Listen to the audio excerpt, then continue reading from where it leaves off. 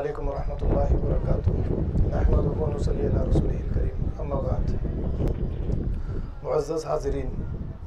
جیسا کہ آپ اچھی طرح سے اس بات سے واقف ہے کہ 15 اگست 1947 کو ہمارے اس ملک کو انگریزوں سے آزادی حاصل ہوئی ہے۔ اس آزادی کو حاصل کرنے کے لیے آپ یہ بات اچھی طرح سے جانتے ہیں کہ ہمارے اس ملک کے ہندوستان میں بسنے والے لاکھوں لوگوں نے اس دن کے لیے کافی جدوجہد کرنے کے بعد، اپنی جان مال اولاد کی قربانیاں دینے کے بعد میں اس عظیم دن کو حاصل کیا ہے۔ آپ یہ دیکھیے کہ اس عظیم دن کو قربانیاں دینے کے بعد، حاصل کرنے کے بعد میں جب یہ 15 اگست کا دن آتا ہے تو یہ دن بھی دوسرے دنوں کی طرح ایک رسمیت اختیار کر چکا ہے۔ یعنی 15 اگست کی جب تاریخ آتی ہے تو کیلنڈر پر اس تاریخ کو دیکھ لیا جاتا ہے اور پھر اس کے بعد میں کچھ دنوں کے تعطیلات کا اعلان کر دیا جاتا ہے، اور ہندوستان میں بسنے والے تقریباً سبھی حضرات ان دنوں کے اندر اپنے اپنے پروگرامز کو ترتیب دیتے ہیں کہ ان چھٹیوں کے اندر ہم کیا کیا کام کاج ادا کریں گے، یا کوئی گھومنے کے لیے پھرنے کے لیے اپنے اپنے طریقے سے اس دن کو منانا چاہتے ہیں۔ لیکن یہ ایک عظیم دن ہندوستان کے بسنے والے افراد کے لیے عید کے دن سے کم نہیں ہے، بلکہ ہماری خوشیوں کے اندر، خاص کر مسلمانوں کی خوشیوں کے اندر تو ایک اضافے کا دن ہے کہ اس دن کو حاصل کرنے کے لیے جتنی قربانیاں نے ہندوستان کے اندر مسلمانوں نے دی ہے، کسی اور قوم نے اتنی قربانیاں نہیں دی ہے۔ ایسٹ انڈیا کمپنی کے بارے میں آپ اچھی طرح سے جانتے ہیں کہ کچھ افراد نے ایک کمپنی تیار کی، اور اس کمپنی کو تیار کرنے کے بعد میں ہندوستان کے بادشاہ سے اس کو منوایا، یہاں پر تجارت کرنے کی غرض سے یہ ہندوستان آئے، اور اس کے بعد میں بادشاہ سے جب انہوں نے اجازت لے لی، اس کے بعد میں یہ تجارتی مقاصد حاصل کرتے کرتے ان کے اور بہت سے دوسرے مقاصد تھے کہ ہندوستان کی سرزمین کے اوپر یہ دھیرے دھیرے قبضہ کر لے اور ہندوستان کے مال کو لوٹا جائے، کیونکہ آپ یہ بھی اچھی طرح سے جانتے ہیں کہ ہندوستان کو اس وقت میں سونے کی چڑیا کہا جاتا تھا، اور ہندوستان کی جی ڈی پی کیا تھی یہ بھی آپ اچھی طرح سے جانتے ہیں۔ تو اس طریقے سے دھیرے دھیرے ہندوستان کے اندر اپنے ایسٹ انڈیا کمپنی قدم جمانے لگی، اور اس کے بعد میں بنگال کے قریب میں جب انہوں نے اپنے گودام بنانے شروع کیے، اور گودام کے بعد میں اپنے لیے انہوں نے ایک اپنا فورٹ تیار کیا، تو اس کے بعد میں سب سے پہلے مجاہد آزادی سراج الدولہ نے اس بات کو محسوس کر لیا۔ آپ ذرا غور کیجئے کہ کسی غیر مسلم نے اس کا اندازہ نہیں لگایا، بلکہ سراج الدولہ جو بنگال کے نواب تھے انہوں نے اس بات کو محسوس کر لیا، اور اس کے بعد میں 3 دفعہ سراج الدولہ نے انگریزوں سے جنگیں لڑی، 2 مرتبہ انگریزوں کو ہرایا گیا، اور اس کے بعد میں جس طریقے سے آپ جانتے ہیں کہ جب کبھی مسلمانوں کو ہار ہوتی ہے تو اس ہار کے پیچھے ہمارے ہی کسی بھائی کا ہاتھ ہوتا ہے، تو اسی طریقے سے سراج الدولہ کو ہرانے کے اندر بھی ہمارے میر جعفر سامنے آتے ہیں، اور اس کے بعد میں سراج الدولہ کو بنگال کے اندر ہار ہو جاتی ہے۔ بنگال کے بارے میں شاید آپ یہ اچھی طرح سے جانتے ہوں گے، اس وقت میں یہ ریاست مالی اعتبار سے کافی بہتر تھی، اور یہاں کا یعنی تجارت کے اعتبار سے دنیا کے اندر اس کا ایک اچھا مقام تھا۔ یہاں پر جو سلک کا کپڑا بنتا تھا، اور یہاں کے جو کاریگر تھے ان کے بارے میں یہ کہا جاتا ہے کہ یہ اس طریقے سے کپڑا تیار کرتے کہ ایک تھان ایک چھوٹی سی انگوٹھی کے اندر سے بڑی آسانی کے ساتھ نکل جاتی تھی، اور اس طریقے سے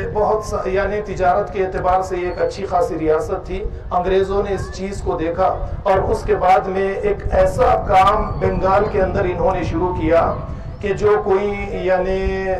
کھیتی باڑی کرتے ان کے اوپر انہوں نے ایسے قوانین مسلط کر دیے کہ یہ کھیتی باڑی کے بعد میں چھوٹا سا غلہ اپنے پاس کھانے پینے کے لیے رکھیں گے، اور باقی سارے کا سارا مارکیٹ میں لے کر آئیں گے اور اسے تجارت کر دیں گے، اور خریدار جو ہوتے یہی انگریز ہوتے، ایسٹ انڈیا کمپنی ہی اسے خریدتی، اور معمولی سی قیمت دے کر ان کا اناج خرید لیتی، گوڈانوں کے اندر جمع کر لیتی اور زیادہ قیمت لے کر لوگوں کو پھر بنگال کے دوبارہ یہ بیچا کرتے تھے۔ اور اس طریقے سے انہوں نے یعنی انسانوں کے ہاتھوں کا، کمپنی کے ہاتھوں کا بنایا ہوا ایک قحط بنگال کے اندر برپا کر دیا، اور دیکھتے ہی دیکھتے کہا یہ جاتا ہے کہ کئی لاکھ افراد اس قحط کی وجہ سے مرتے چلے گئے۔ اور جیسا کہ میں نے آپ کے سامنے یہ بات رکھی کہ سلک بنانے والے جو افراد تھے، ان لوگوں کے انگوٹھے کٹا دیے گئے تاکہ بنگال کے اندر معاشی قحط برپا ہو جائے، اور اس طریقے سے وہاں کے اچھے اچھے کاریگر، مالدار افراد اور وہ مسلمان اشراف جو مالی اعتبار سے یا سیاسی اعتبار سے قائد کی حیثیت رکھتے ہیں، انہیں کسی نہ کسی طریقے سے ختم کر دیا جائے۔ 20 سے 25 سال کے اندر بنگال کو ایک کمزور ریاست کے اندر تبدیل کر دیا گیا، اور بنگال کے بعد میں جب سراج الدولہ کو انہوں نے ختم کر دیا اپنے راستے سے، ان کی طاقت جب بڑھنے لگی تو اس کے بعد میں انہوں نے میسور کی طرف دیکھا، اور میسور میں حیدر علی کے بیٹے یعنی 1757 کے اندر انہوں نے جنگ پلاسی میں پہلے سراج الدولہ کو شکست دی، اور اس کے بعد میں 1799 میں یہ میسور کے بادشاہ سری رنگا پٹنم پر حملہ کر کے انہوں نے ٹیپو سلطان کا خاتمہ کر دیا۔ اور ٹیپو سلطان کے وہ الفاظ تو آپ اچھی طرح سے جانتے ہیں کہ جب آپ کو یہ مشورہ دیا گیا کہ انگریز کی طاقت بہت زیادہ ہے، لہٰذا آپ ان کی شرائط کو قبول کر لیں، تو ٹیپو سلطان نے یہ جملہ کہا تھا کہ شیر کی ایک دن کی زندگی گیدڑ کی 100 سالہ زندگی سے بہتر ہے۔ اور جب انگریزوں نے ٹیپو سلطان کو شہید کر دیا تو اس وقت ٹیپو سلطان کی لاش کے قریب کھڑے ہو کر یہ کہا تھا کہ آج کے بعد ہم نے سارے ہندوستان پر قبضہ کر لیا۔ یہ دیکھیے آپ کہ سراج الدولہ سے یہ معاملہ شروع ہوتا ہے، اور اس کے بعد ٹیپو سلطان تک یہ معاملہ آتا ہے، اور جیسے ہی ٹیپو سلطان کے بعد ٹیپو سلطان کو شہید کیا گیا، اب یہاں سے ہمارے علماء دین اس ملک کی آزادی کے لیے اپنی جان، مال، ہر چیز کی قربانی کے لیے تیار ہو جاتے ہیں۔ 1803 کے اندر یہ فتویٰ دیا گیا، علماء دین نے یہ فتویٰ دیا کہ ہندوستان دارالکفر بن چکا ہے، لہٰذا ہر ایک مسلمان کے لیے انگریزوں کے خلاف جہاد کرنا، انہیں ملک سے باہر نکالنا ہر ایک مسلمان، ہر ایک عالم دین کی یہ ذمہ داری ہے۔ تو اس وقت میں آپ دیکھیں گے تو شاہ اسماعیل شہید، احمد بریلوی یا اسی طریقے سے دوسرے علماء آگے آتے ہیں، اور مجاہدین کو جمع کرنے کے لیے سارے ہندوستان کے دوروں کا ایک سلسلہ شروع ہوتا ہے۔ اس طریقے سے کئی سارے مجاہدین کو جمع کیا جاتا ہے، لیکن آگے ہمارے سکھ بھائی ہمارے اسی ملک کے راجہ رنجیت سنگھ کی نگرانی میں آگے آتے ہیں، اور 3 مرتبہ مجاہدین کا سکھوں کے ساتھ لڑائی ہوتی ہے، اور تیسری مرتبہ ہمارے کئی علماء دین جس میں شاہ اسماعیل شہید رحمت اللہ علیہ یا شاہ احمد بریلوی رحمت اللہ علیہ، اور اس طریقے سے کئی علماء دین کو شہید کر دیا جاتا ہے۔ وہ تحریک جو جنگ آزادی کے لیے شروع کی گئی تھی، یہ تحریک کا خاتمہ نہیں ہوتا ہے، بلکہ جنگ آزادی کے لیے ہمارے علماء دین مسلسل محنت کرتے چلے جاتے ہیں۔ اب اس میں آپ کو کئی ایسے نام ملتے چلے جائیں گے کہ جیسے عبید اللہ سندھی ہے، جنہوں نے ریشمی رومال تحریک کا آغاز کیا تھا، اور ہمارے اس ملک کی آزادی کے لیے عبید اللہ سندھی کبھی افغانستان کی سرزمین پر چلے جاتے ہیں، اور وہاں کے راجہ کو اس لیے اسے راضی کرنے کی کوشش کرتے ہیں کہ وہ ہندوستان آئے، انگریزوں سے جہاد کرے، انگریزوں کو ہندوستان کی سرزمین سے باہر نکالے۔ وہاں پر جب بات نہیں جمتی ہے تو کبھی رشیا چلے جاتے ہیں، رشیا سے نکل کر ترکی جاتے ہیں، خلافت عثمانیہ کے دروازے پر کھٹکھٹاتے ہیں، اور جب آپ مایوس ہو جاتے ہیں تو اس کے بعد میں مکہ اور مدینہ کی طرف نکل کر چلے جاتے ہیں۔ تو اس طریقے سے اس ملک کو آزاد کرنے کے لیے ہمارے علماء دین نے کافی محنت کی ہے۔ ایک نام عورت کی شکل میں جو ہمارے سامنے آتا ہے کہ جھانسی لکشمی بائی کا نام، کہ ہم یہ سمجھتے ہیں کہ جھانسی لکشمی بائی نے ایک عورت ہو کر ہمت کر کے اس نے انگریزوں کے ساتھ لڑائی کی اور انگریزوں کو اچھا خاصا نقصان پہنچایا۔ ہاں، یقیناً لکشمی بائی نے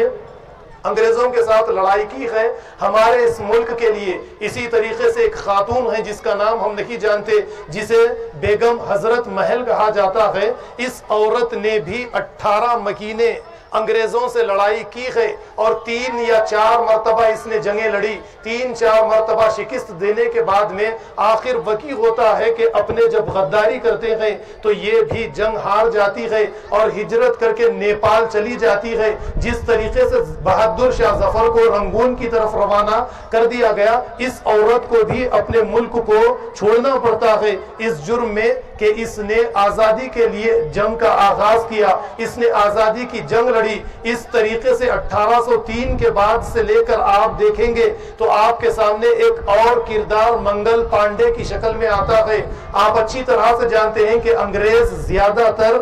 ہمارے اس ملک کے افراد ہی کو لے کر اپنا لشکر تیار کرتے۔ ان کی فوج کے اندر مسلمان بھی تھے، سکھ بھی تھے، ہندو بھی تھے اور دوسرے مذاہب کے ماننے والے بھی تھے، یعنی 80% افراد جو لشکر کے اندر موجود تھے وہ ہمارے اس ملک ہندوستان کے تھے۔ تو جب منگل پانڈے کا واقعہ آپ جانتے ہوں گے کہ انگریز جو ہے ان کی یعنی اسٹریٹجی یہ تھی کہ یہ ہندوستان کی سرزمین پر جو ان کے لشکر کے اندر جو ہندوستانی تھے ان کو ہمیشہ بار بار ذلیل کیا کرتے تھے اور ان کی بے عزتی کیا کرتے تھے۔ تو اس اعتبار سے آپ دیکھیے کہ ایک مرتبہ یہ ہوا کہ باہر سے کچھ یعنی میگزینز منگائی گئی، بارود گولیاں منگائی گئی، اور ان گولیوں کے اندر جو بارود ہوتا، اس بارود کو استعمال کرنے سے پہلے یہ گولیاں دانتوں میں چبائی جاتی تھی، اور ہندوؤں کو سور کی چربی والی گولیاں دی گئی، مسلمانوں کو سور کی چربی والی گولیاں دی گئی، اور ہندوؤں کو گائے کی چربی والی گولیاں دی گئی۔ یعنی پہلے ان گولیوں کو اپنے دانتوں میں چبانا پڑتا، اس کا بارود نکال کر بندوق کے اندر بھرنا پڑتا اور اسے پھر فائر کرنا پڑتا۔ ہندوؤں نے ان گولیوں کے استعمال کرنے سے انکار کر دیا، مسلمانوں نے بھی ان گولیوں کا استعمال کرنے سے انکار کر دیا، اور اسی وقت میں منگل پانڈے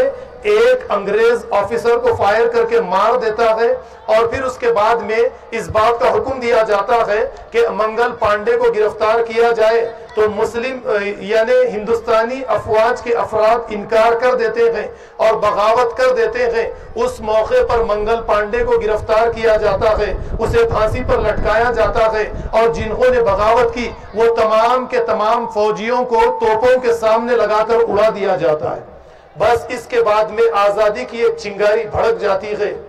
جو انگریز فوج میں جو ہمارے ہندوستانی بھائی تھے یہ بغاوت کر دیتے ہیں، سارے ہندوستان کے اندر ایک بغاوت اٹھ جاتی ہے، اور اس کے بعد میں جہاں کہیں پر بھی ہمارے ہندوستانی جو فوج کے اندر موجود تھے یہ ہتھیار لیے ہوئے انگریزوں پر حملے کرتے ہوئے دلی کی طرف بڑھنا شروع کر دیتے ہیں، اور دیکھتے ہی دیکھتے یہ قافلہ دلی کی طرف بڑھتا ہے، اور وہاں پر جانے کے بعد میں بہادر شاہ ظفر کو اس بات کے لیے منوا لیا جاتا ہے کہ آپ ہماری قیادت کریں، آپ ہمارے امیر بنے، لہٰذا ہم سب کے سب مل کر انگریزوں سے لڑائی لڑیں گے، انگریزوں کو اس ملک کے باہر نکالیں گے۔ اور دیکھتے ہی دیکھتے انگریز ایک بڑا لشکر لے کر دلی کی طرف آگے بڑھتے ہیں، اور راستے میں جہاں کہیں پر بھی مسلمانوں کے گھر، علماء دین کے گھر دکھتے ہیں، انگریز ان کو گولیوں سے بھونتے ہوئے آگے بڑھتے چلے جاتے ہیں، اور دلی کے اندر 1857 کے اندر ایک لڑائی کا آغاز ہو جاتا ہے۔ پہلے تو مسلمان انگریزوں کو کافی حد تک پیچھے ڈھکیلنے میں کامیاب ہوتے چلے جاتے ہیں، لیکن جیسا کہ کہیں پر میر جعفر، کہیں پر میر صادق، تو اسی طریقے سے الہی بخش جو بہادر شاہ ظفر کا وزیر تھا، اس کی چالاکی کے ذریعے یا مخبری کے ذریعے یہ بھی جنگ مسلمان ہار جاتے ہیں۔ لیکن اس جنگ کے اندر اگر آپ مسلمانوں کے کردار کو دیکھیں گے کہ کہیں پر بخت خان 14,000 کا ایک لشکر لے کر آگے آتا ہے، جو ہماری اپنی بستی میں یہ روہیلے پٹھان آپ کو ملیں گے، انہی کے قبیلے کا بخت پٹھان ایک 14,000 کا لشکر لے کر آتا ہے اور انگریزوں کو پیچھے ہٹنے پر مجبور کر دیتا ہے، اور اس کے بعد میں یہ لڑائی 5 مہینے یا 6 مہینے یہ لڑائی جاری رہتی ہے، اور اس کے بعد جب مسلمانوں کو غیر مسلم بھائیوں نے انگریزوں کے ڈرانے کے بعد میں مال دینا بند کر دیا تو دیکھتے ہی دیکھتے یعنی ہتھیار کی کمی، بارود کی کمی جب ہو جاتی ہے، غلے کی کمی جب ہو جاتی ہے، تو اس کے بعد میں مسلمان یہ جنگ ہار جاتے ہیں، اور جنگ ہارنے کے بعد میں اب انگریز آگے آتے ہیں۔ اب ان کی باری تھی کہ یہ مسلمانوں کے ساتھ جو کرنا چاہے کرے۔ اب اس کے بعد میں بہادر شاہ ظفر کو گرفتار کیا جاتا ہے۔ ویسے وقت میں بھی بخت خان آگے آتے ہیں اور یہ کہتے ہیں بہادر شاہ ظفر سے کہ میرے یہاں پر 14,000 لشکر کا دستہ موجود ہے، لہٰذا آپ میرے ساتھ پہاڑوں کی جانب نکل کر چلے، ہم وہاں سے جہاد کریں گے اور انگریز ہمارے قریب نہیں پہنچ سکتے۔ لیکن الہی بخش آگے آتا ہے اور یہ کہتا ہے کہ یہ تو انگریزوں کا ایجنٹ ہے، آپ کو لے جا کر گرفتار کروا دے گا، آپ کو مروا دے گا، آپ کے تخت پر دوبارہ یہ بیٹھ جائے گا۔ یہ کہہ کر بہادر شاہ ظفر کا دماغ خراب کرتا ہے اور اس کے بعد بہادر شاہ ظفر انکار کرتے ہیں۔ بخت خان اپنے لشکر کو لے کر نکلتے ہیں تو انگریزوں کو اشارہ کرتا ہے، انگریز اندر آتے ہیں اور بہادر شاہ ظفر کو گرفتار کرتے ہیں۔ اس وقت میں بہادر شاہ ظفر کو یہ سمجھ میں آتا ہے کہ یہ الہی بخش جو ہے یہ انگریزوں کا ایجنٹ تھا اور اسی کی وجہ سے ہم نے جیتنے والی جنگ ہم نے ہار دی ہے، لہٰذا بخت خان نکل کر چلا جاتا ہے، وقت گزر جاتا ہے۔ اس کے بعد میں آپ دیکھیے کہ بہادر شاہ ظفر کے بیٹوں کو گرفتار کیا جاتا ہے، ان کے سروں کو جسم سے الگ کر دیا جاتا ہے اور بہادر شاہ ظفر کو آپ اچھی طرح سے جانتے ہیں کہ رنگون کی طرف روانہ کر دیا جاتا ہے۔ آپ ذرا غور کیجئے کہ اس ملک کی آزادی کے لیے مسلمانوں نے جو قربانیاں دی ہے یہ قربانیاں کوئی معمولی قربانیاں نہیں ہے، یعنی لاکھوں کی تعداد میں مسلمانوں نے اپنی جانوں کی قربانیاں دی ہے، اپنے مال کی قربانی دی ہے۔ اب اس اعتبار سے ہماری یہ ذمہ داری ہے کہ اس دن کو ہم ایک عید کے دن کے طور پر منائیں، سارے کے سارے مسلمان بڑھ چڑھ کر یعنی 15 اگست والے دن حصہ لے اور سارے مسلمانوں کو اس بات کی دعوت دے کہ اس دن موجود رہے، اپنے اس ملک سے محبت کا اظہار ہم صحیح طریقے سے ہم اپنے اس ملک سے محبت کا اظہار کرے۔ یہی نہیں 1857 کے بعد میں اگر آپ دیکھیں گے علماء دین نے جنگ آزادی کے اندر بڑھ چڑھ کر حصہ لینا شروع کر دیا۔ ایک درخت کے نیچے ایک عظیم مدرسے کی بنیاد رکھی گئی۔ آپ اس مدرسے کو دارالعلوم دیوبند کے نام سے جانتے ہیں۔ دارالعلوم دیوبند کی بنیاد جو رکھی گئی تھی اسی ملک ہندوستان کی آزادی کے لیے رکھی گئی تھی۔ وہاں سے آپ وہاں کے نام اگر آپ دیکھیں گے جیسا میں نے پہلے آپ کے سامنے رکھا، عبید اللہ سندھی ہے، قاسم نانوتوی ہے، رشید احمد گنگوہی ہے، یہ تمام کے تمام نے بھی ہمارے اس ملک کو آزاد کروانے کے لیے کافی جدوجہد کی ہے، قربانیاں دی ہے، اور اسی کے ساتھ ساتھ وہابی تحریک بھی آگے آ کر اس ملک کو آزادی دلوانے کے لیے انہوں نے بھی کافی قربانیاں دی ہے۔ ان قربانیوں کے بعد میں ہمارے اس ملک کو آزادی حاصل ہوئی ہے۔ یہ کوئی معمولی آزادی نہیں ہے۔ اس آزادی کو حاصل کرنے کے لیے یہ کہا جاتا ہے کہ 1757 کے بعد سے 1947 تک 6 کروڑ لوگوں نے اپنی جانوں کی قربانی دی ہے۔ اس قربانی کے بعد میں یہ عظیم دن ہمیں حاصل ہوا ہے۔ آپ اس کے بعد میں اگر دیکھیں گے تو آپ کو کبھی عبدالکلام آزاد ہمارے مہاتما گاندھی کے ساتھ ملیں گے، اور اس طریقے سے قربانیاں دیتے دیتے ہمارے اس ملک کو 1957 15 اگست کے روز آزادی حاصل ہوئی ہے۔